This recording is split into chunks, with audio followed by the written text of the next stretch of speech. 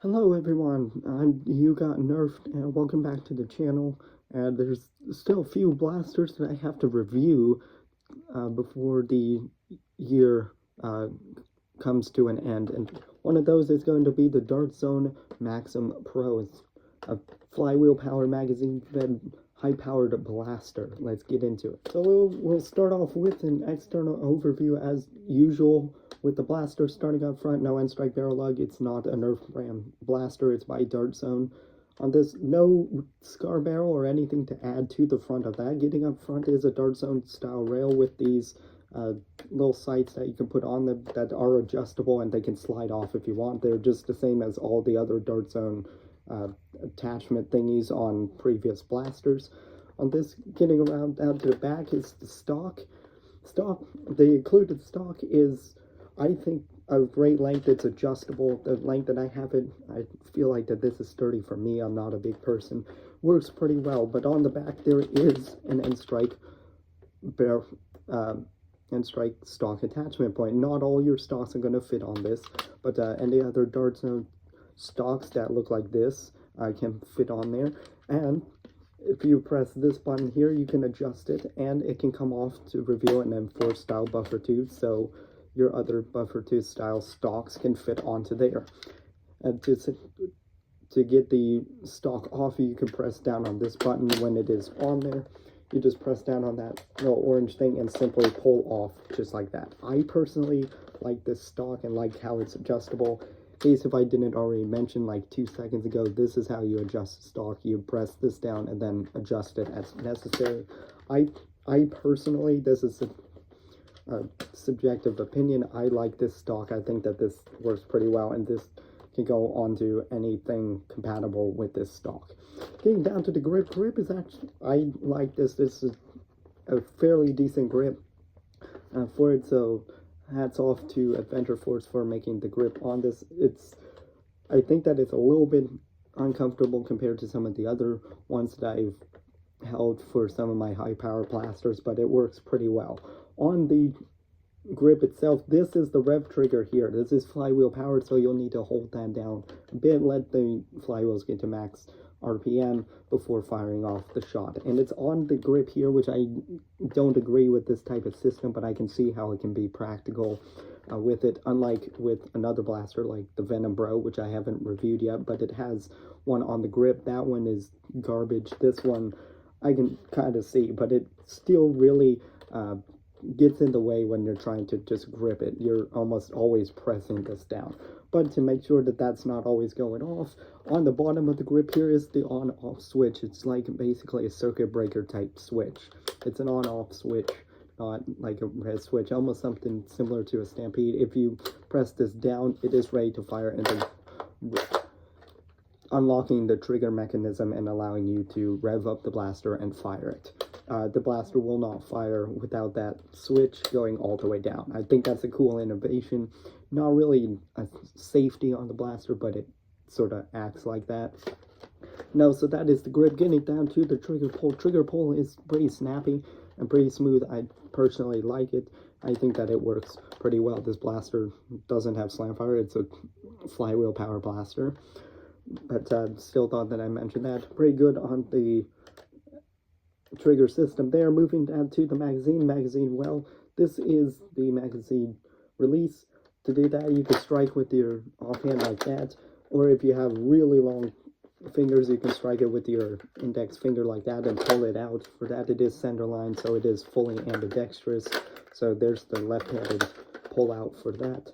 Magazine insertion is very smooth. Included is a 12-round Adventure Force Dart Zone mag with it, but it is compatible with things like worker mags, half-length mags as well. Not the angled magazines, but the straight ones work in there well. I would recommend getting one of those, and probably more than 12 shots. You're going to burn through that very quickly. But the insertion works really, really well. Magazine is of the same quality as in some of the other blasters, like the Striker 2.0 on that one. I think this one that came with the Maxim Pro is a little bit better than Striker mag, but it's still of the same quality. With it, that's the magazine. Well, getting down to the bottom here, I don't know what you're going to put on here. It still more of a Dark Zone rail. That's cool that they have it on there. Also on the side here, the last thing that I have to mention about this blaster, this is flywheel powered, so you'll need a power source at some point. You can undo this one screw and put in either 8 AA batteries, or you could, there is an additional screw on the battery tray where you can unhook that and put in a LiPo or Li-on battery with an XT30 connector in there. So yes, you can use like your LiPos and stuff in here. Actually, I think it's also 6 AA's, my bad on that. But you can use AA batteries on there, or you could take out the tray and put it in there.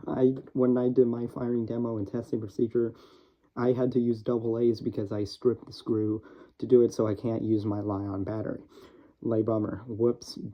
Be careful with that. But very cool, innovative system that they have that in there. The only real complaint about this, and this is due to things that I've gotten from other Nerf YouTubers and stuff, reviewers as well, there can be significant bog down of the flywheels with this power source. I believe this blaster still has a thermistor, which, if not regulated properly, will bog down the blaster. There's so many units out there that have bogged it down.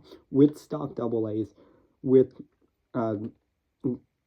LiPo batteries, Li-ons might bog down a little bit. I've heard this, some Li-ons can probably forego that bog down, but it's a general issue with this blaster, and it's noticeable. And that in lots of the units. Mine, surprisingly, through my testing procedure and firing demo, has not experienced that bog down, at least to that degree. There has been some inconsistency of the max RPM with it, but it hasn't completely bogged down yet. So I think I'm lucky with this unit, so maybe that's probably a yet portion. A lot of people are saying that it's a matter of time before yours bogs down, and that's a mechanical issue with the blaster. So be careful when you're going to purchase this blaster. Keep that in mind. Even using stock AA batteries, your blaster might bog itself down and then just become unusable. So unless if you're a modder that can get in there, although most of the Adventure Force blasters don't allow you to be able to do that, thanks Dark Zone, to be able to get in there and then correct that issue, you're going to have that issue. And the sample size of bogged down to non-bogged down part is significantly higher. You're more likely to get a unit off the shelf that is bogged down, or will experience the bogged down issue, than you are to not get it. I think mine is a matter of time. Take that with a grain of salt with it. My personal unit has not experienced the big bog down yet through my personal testing procedure, but it is something that you guys need to be aware of. That's the external overview of the Maxim Pro by Dark Zone. Let's get into the firing demo. I'm going to start off with the nitro shot darts and the included 12-round magazine.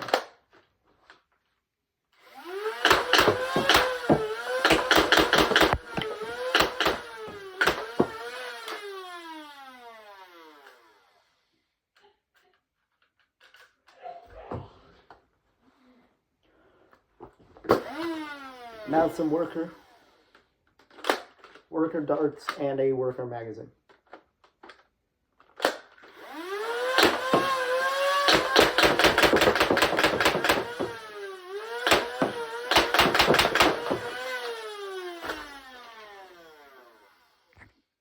And then lastly, I'll do 15 rounds of Adventure Force Amber darts.